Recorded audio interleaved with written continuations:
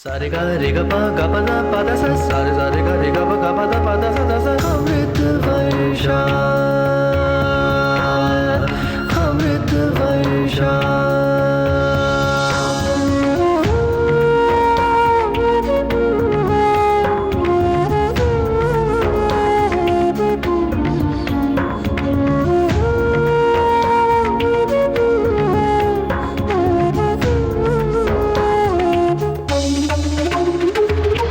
Amrit Varsha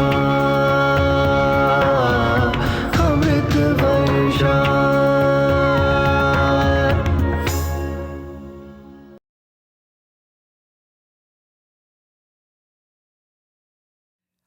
I never met any kid in last 6 or 8 years of these camps जिसमें उस बच्चे ने कहा हो कि मैं डांसर बनना चाहता हूँ, मैं पेंटर बनना चाहता हूँ, मैं शायरी करना चाहता हूँ, मैं लेख लिखना चाहता हूँ.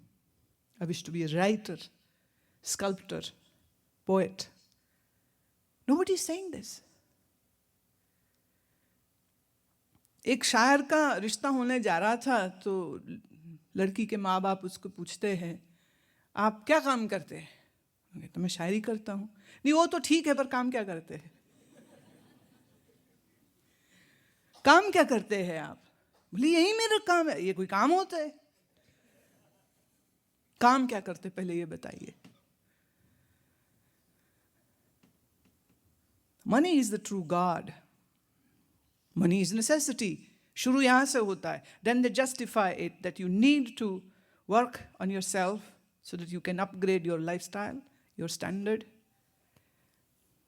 और ज़िंदगी में हमेशा ऐसे लोगों की उदाहरण उनके सामने रखी जाती है, छोटे बच्चों के सामने. जैसे कि घर में अमीर रिश्तेदार आता है तो सब उसके आगे पीछे भाग रहे हैं, और घर में कोई गरीब रिश्तेदार आ जाता है, कोई ना खा लेगा वहीं से, कोई ना सो जाएगा वहीं पे. और अमीर रिश्तेदार आ जाए तो पिछले 15 दिन से तैयारी शुरू हो जाती है. पड़ोस से किराए के, उधार के कटलरी ले लेंगे, प्लेट्स ले लेंगे, सोफा भी ले लेंगे. To make a good impression that we are not poor, we match up. And these young minds are watching this. ये छोटे छोटे बच्चे ये सब देख रहे हैं और ये सीख रहे हैं. यही सीख रहे हैं वो. हमको यही करना है. Everybody wants to be respected, everybody wishes to be loved, everybody wishes to get attention, everybody likes being felt important. बच्चे को समझ आ जाती है कि अगर मुझको ये सब चाहिए तो उसके लिए पैसा चाहिए, और पैसा चाहिए तो फिर उसके लिए पढ़ाई करनी पड़ेगी. Talk to any kid. I visit sometimes the IITs, I visit sometimes colleges. I always talk to these youths. I always ask them question, why are you getting education? Everybody answers, good education means good money. उन बच्चों का कसूर नहीं है, उनके माँ बाप का कसूर है. उनके माँ बाप का भी कसूर नहीं है, उनके माँ बाप का, और फिर उनके, और फिर उनके, और फिर उनके. ये पागलपंथी पता नहीं कब से चल रही है, जो रुकने का नाम नहीं ले रही है. फिर याद आता है मुझे मुल्ला नसरुद्दीन का किस्सा. मुल्ला नसरुद्दीन ने अपने लड़के के एक चमाट मारा, जोर से थप्पड़ मारा, इतना झन्ना गया. बेटा रो रहा था. रोते रोते उसने कहा अब्बा जान क्या आपके अब्बा भी आपको मारते थे. बोले हाँ. बोले क्या उनके अब्बा भी उनको मारते थे, दादू जान भी मारते थे. बोले हाँ. बोले ये खानदान की रीत बंद कब होगी. हर बाप अपने बेटे को पीट रहा है. कोई भी बाप ऐसा नहीं है जो बच्चों को पीटना बंद कर दे. कोई भी बाप ऐसा नहीं है जो समझे कि पीटना बुरी बात है. कमाओ कमाओ कमाओ कमाओ, कमाते कमाते रोगी हो जाओ, रोगी होके एक दिन मर जाओ, फिर तुम्हारा कमाया हुआ तुम्हारे बच्चे भोगेंगे. लोगों का तर्क ये है हमको हमारे बाप दादों का कमाया हुआ मिला, हमारा कमाया हुआ हमारे बच्चे भोगेंगे. दुनिया की रीत यही है. सब पागल, हम पागल, सब एक ही बस में सवार हैं. कौन किसको अकल देगा. And people like me, individuals like me are in a minority. How many times you listen to this, what I am speaking to you? How many times somebody talks to you and comes and says to you, Have you earned what you were supposed to earn? Have you achieved what you were supposed to achieve? Have you gained what you should have gained?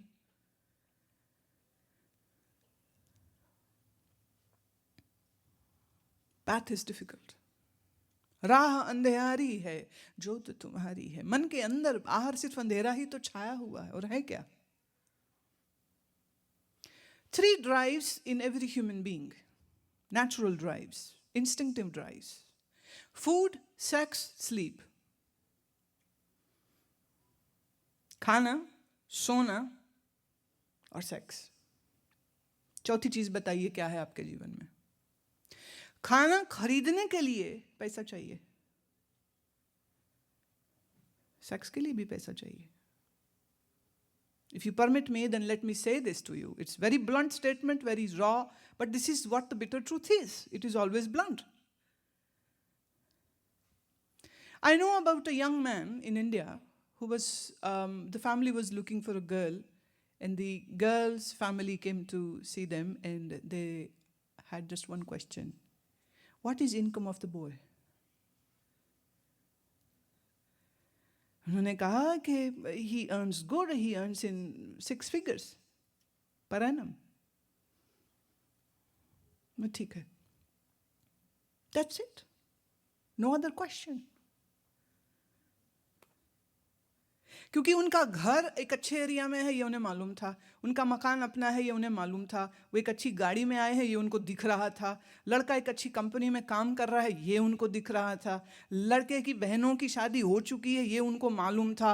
एक ही चीज़ की उनको फिक्र थी कि इसके पास bank में पैसा कितना है. This was a straight question, how much money in his saving account.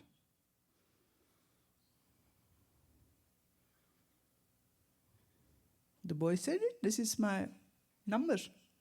It's done. Deal is done. शादी तय हो गई, 1 महीने में शादी हो गई. I was in England when I came back. I came to know that he got married. I said, how come so fast, sir? Then another person who was the middleman, he told me the whole story. मैं उनको इस बात की फिक्र नहीं थी कि लड़का कहीं गलत आदतें नहीं रखता, पीता तो नहीं है, कोई ड्रग तो नहीं है, लड़की बाज तो नहीं है, कैरेक्टर उसका कैसा है. उन्हें इस बात से कोई रुचि नहीं थी. लड़के की आस्थाएं क्या हैं, कोई धर्म मानता है या नहीं मानता है, मॉरली वो लड़का कैसा है, नो क्वेश्चंस. जब लड़के वाले लड़की देखने जाते हैं, what do they look in that girl? She should look, you know, even today, even this 21st century, in these times, still in India, when we see these matrimonial columns, the advertisement says, fair, tall, lovely, educated girl is required. Fair. काली नहीं चलेगी, सांवरी नहीं चलेगी. They don't want a wheatish, they don't want a dark-skinned girl. Tall, nutty नहीं चलेगी. No short girls are required. I met a short lady with a very tall husband. I said, how did this match happen? She said, nothing. When he came to see me, I was wearing 6-inch heel. And I wore a sari. So he never saw my heel. And they saw me and oh, she looks nice. She's fine. They match. कितनी पोल पट्टी तब खुली जब मंडप में मैं गई, जूता उतारा जब. But by then it was too late. The boy was hooked up with her looks, and the parents were hooked up with the wealth which the girl's parent had. So they got married. Deceit, greed is the base. Sometimes some women write these kind of letters to me that my husband doesn't like listening to you and he stops me from doing that. What should I do? I want to come to ashram, it doesn't allow me. This, all this. मैं उसको कहती हूँ कि भाई तुम्हें आज ये तकलीफ महसूस हो रही है, जब शादी करी थी तब तो तूने अपने हस्बैंड को नहीं कहा था कि मैं किसी संत महात्मा के सत्संग का सुनने जाऊंगी, तुम्हें कोई ऑब्जेक्शन तो नहीं है? कहती तब तो पता ही नहीं था. तो मैंने कहा अब अगर तुमको अकल आई है तो इसमें तेरे पति का क्या दोष है? Now you will have to go along with him. Either make him understand or give him so much love and assurance that he gives you the space so that you can do what you want to do. Husband है, Hitler थोड़ी है, गोली मार देगा क्या, line up करके shoot out करा देगा, क्या कर लेगा वो? और अगर तुझे लगता है कि उसमें अकल ही नहीं तो ऐसे बेवकूफ के साथ रहती क्यों है? मेरा तो फंडा बिल्कुल क्लियर है.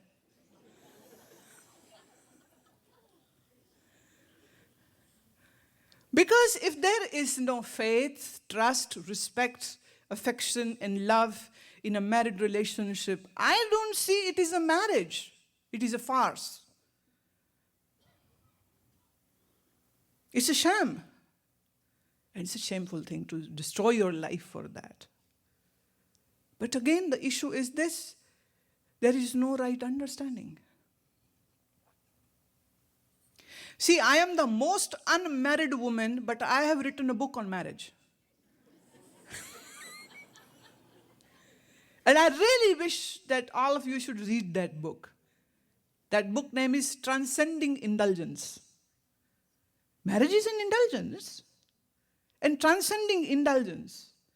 And given a debate about it, how should one get ready for marriage, what it means to be marriage, and what should be your expectation or what not you should expect, etc., etc. A big debate. Transcending indulgence.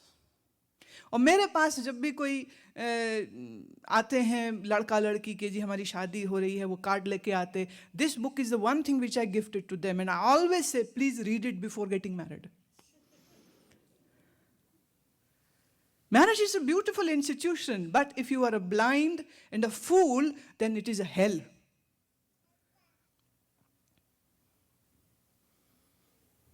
और कभी कभी इस नर्क में जब लोगों को मैं गिरते हुए देखती हूं तो बड़ी तकलीफ होती है, क्योंकि उसके माँ बाप ने उसको समझाया नहीं और उसको खुद को समझ नहीं है, और एक अंधी बेवकूफ़ी के साथ वो उस रिश्ते में जा रहा है और उस रिश्ते से वो अपने जीवन को उठाएगा नहीं, शायद और ज्यादा गिरा देगा.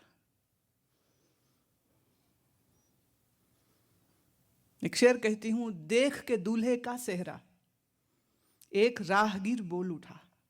राहगीर मतलब पासरबाई. देख के दूल्हे का सेहरा एक राहगीर बोल उठा, देखो भैया ध्यान से एक बकरा और कटा.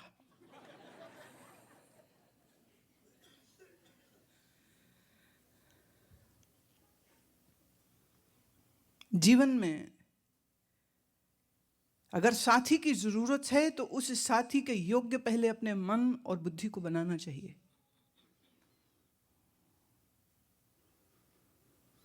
हमारे ऐसी युद्ध शिविर में गुजरात से एक अहमदाबाद से आए हुए थे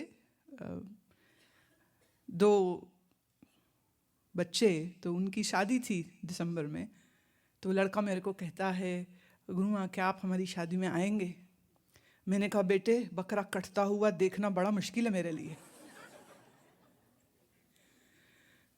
मैंने कहा कहाँ है तुम्हारी मंगेतर? तो उसने मिलाया, ये है मेरी मंगेतर. मैंने उनसे एक सवाल पूछा. मैंने कहा आपकी शादी से क्या उम्मीदें? What are you expecting from this marriage?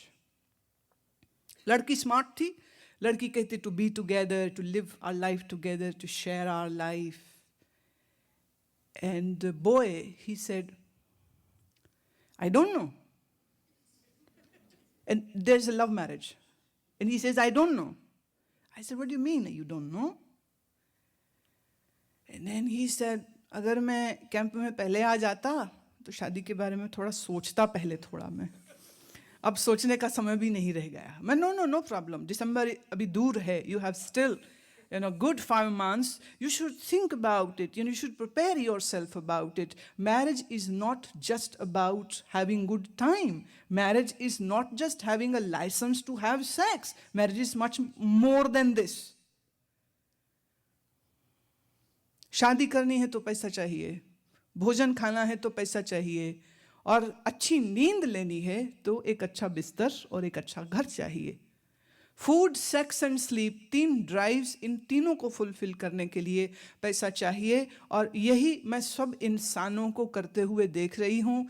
From morning to night, they are working hard, breaking their back to make more and more money so that they can have variety of food and they can have better and good houses and, well, they can have good sex, I hope so, and they can have, this is what they call living happily. This is what is said to be living happily. If you have good food, good sleep. Now coming to the sleep, I see लोगों के पास पैसा आ जाता है, अच्छा घर आ जाता है, अच्छी पत्नी भी, अच्छा पति भी मिल जाता है, लेकिन समय के साथ उनकी नींद में खलल पड़ जाता है. खलल मतलब disturbance. Many people are finding it difficult to sleep naturally. तो उनको किसी न किसी सहारे की जरूरत पड़ती है.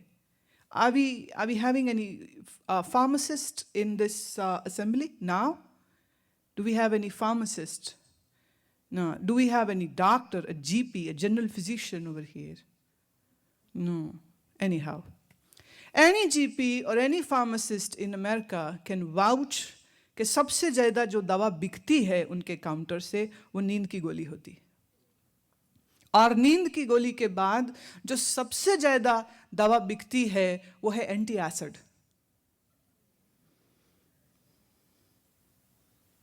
Now let me explain this to you. Acid अगर आपके पेट में ज़्यादा बन रहा है तो ये इस बात का चिन्ह है कि आप बहुत हाइपर, फ्रस्ट्रेटेड, एंग्री माइंडेड हो. आपके मन में बहुत गुस्सा है, आपके मन में बहुत विचार चलते हैं, जिसकी वजह से आपके पेट में हाइड्रोक्लोरिक एसिड की मात्रा नॉर्मल रेंज से ज़्यादा होने लग जाती, जिससे आपके पेट में जलन महसूस करते हो, जिसको यहाँ हार्ट बर्न कहते हैं. अब इस हार्ट बर्न को ठीक करने के लिए एंटी एसिड दिए जाते हैं, लेकिन इन एंटी एसिड्स को रेगुलरली यूज़ करते रहने से क्या होगा, आपके एसिड की मात्रा नॉर्मल रेंज से भी कम हो जाती है. And then after a time आपका पाचन तंत्र बिगड़ जाता है, your digestion goes haywire, then you need another medicine to digest the food which you will eat. 2 problems. पहले एक थी, दवा खा के 2 प्रॉब्लम्स हो जाएंगी. अगर लंबी देर तक आप एंटी एसिड और डाइजेशन एड दवाइयाँ खाते रहते हैं तो उससे एक तीसरी बीमारी आ जाएगी which is going to be constipation. क्यों? क्योंकि ये सब दवाओं के असर से पेरिस्टालसिस मूवमेंट आपकी स्लो हो जाती है, जिससे एक नेचुरल मूवमेंट से आपके शरीर से waste material, the feces moves in the colon and comes all the way to the rectum to be eliminated later on. ये पेरिस्टालसिस मूवमेंट कम हो जाती है, कमज़ोर पड़ जाती है, आंतों में तकलीफ आ जाती है. बहुत ज़्यादा एसिड रहता है तो अल्सरेशन हो जाती है, और बहुत ज़्यादा दवाइयाँ खाते रहते हैं तो उसके और बहुत सारे साइड इफ़ेक्ट्स आ जाते हैं. That day I was listening to the news, the American news at the CBS. तो कुछ एक मेडिसिन्स, जॉइंट पेन्स और एंटी एलर्जी ड्रग्स की एडवर्टीजमेंट थी. And you know, once they had talked about their drug, then came the disclaimer. And that disclaimer was that this medicine can make you feel dizzy, it can affect your heart, it can affect your blood pressure, it can, and in some drugs, they say, it can induce death. भाई तुम मरने के लिए दवा खा रहे हो.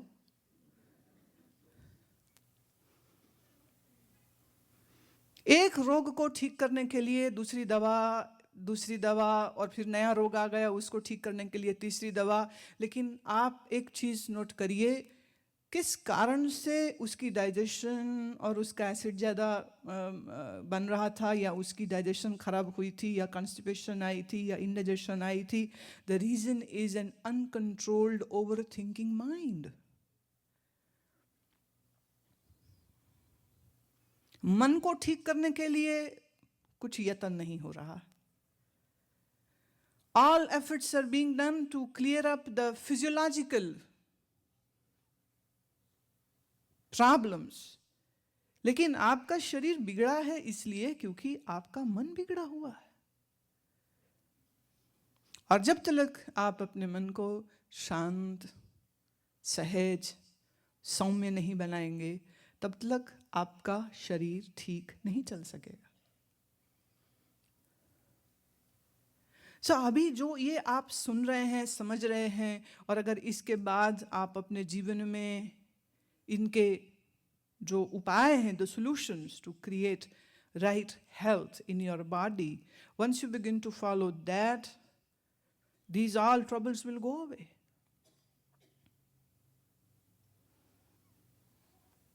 दवाओं पर निर्भर रहते हो तो आप अपने शरीर को और ज्यादा कष्ट में डाल देते हो। लेकिन अगर आप अपने शरीर को सही तरह से इस्तेमाल करेंगे तो आपका शरीर आपको दुख नहीं देगा, ये शरीर आपको बड़े सुख देगा। क्योंकि रामायण कहती है साधन धाम मोक्ष कर द्वारा, ये शरीर तो मुक्ति का द्वार है, ये शरीर तो ईश्वर की कृपा है, ये मानव जीवन तो परमात्मा का उपकार है, दया है कि उसने हमको इंसान बनाया है।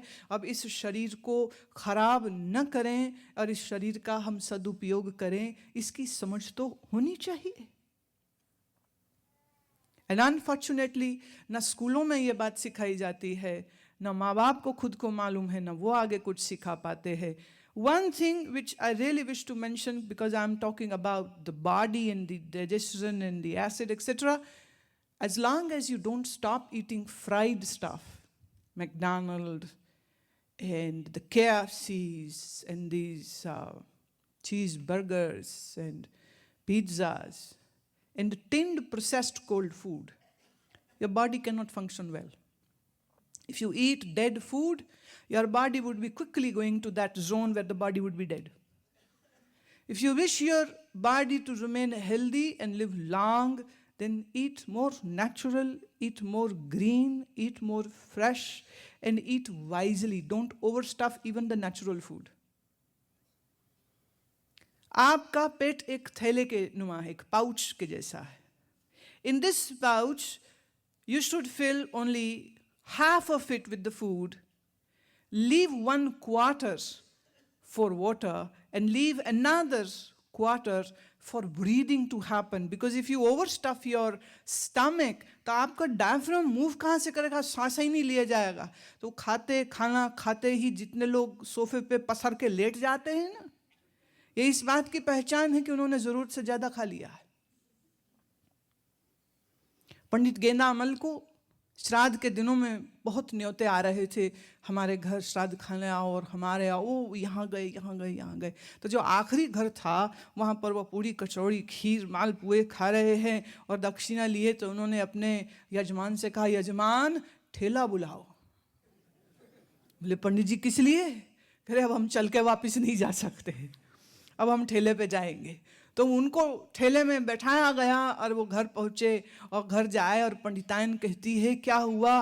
कह रहे बड़ी दर्द हो रही पेट में. बोली क्या हो गया? बोले कुछ नहीं, थोड़ा सा ज़्यादा खीर खा ली थी.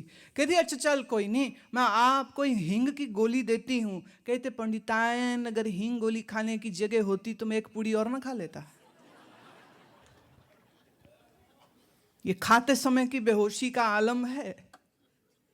आप जो भी भोजन खाते हैं, whatever food you eat, it requires 3 to 4 hours, the body, the stomach to churn it and to move it towards the small intestine. And if you are eating processed, cold and difficult to digest food, it may stay in your stomach for more than 6 hours.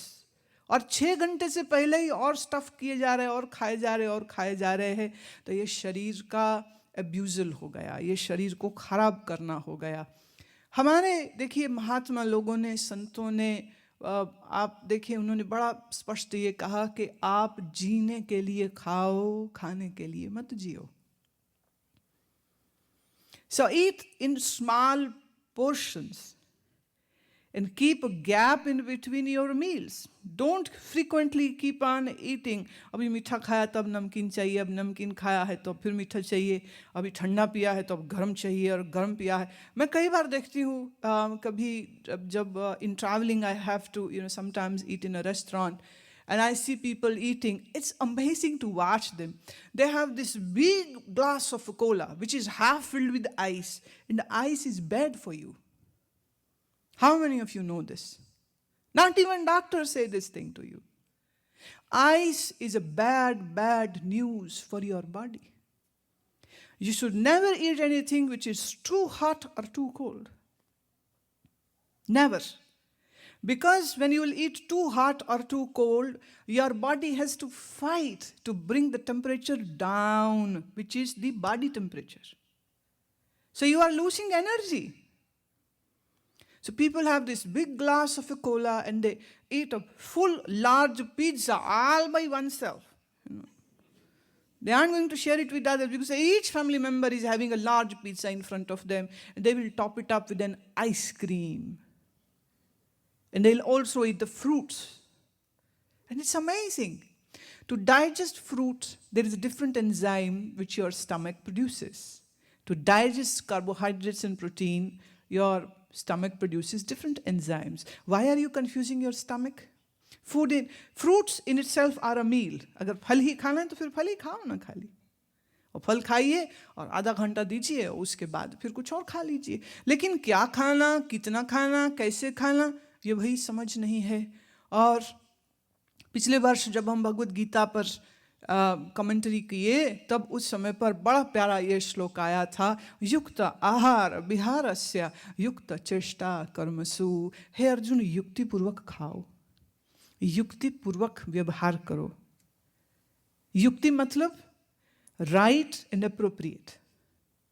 Eat appropriately, sleep appropriately, talk appropriately, walk appropriately, sit appropriately. Now you would say, how can we sit inappropriate?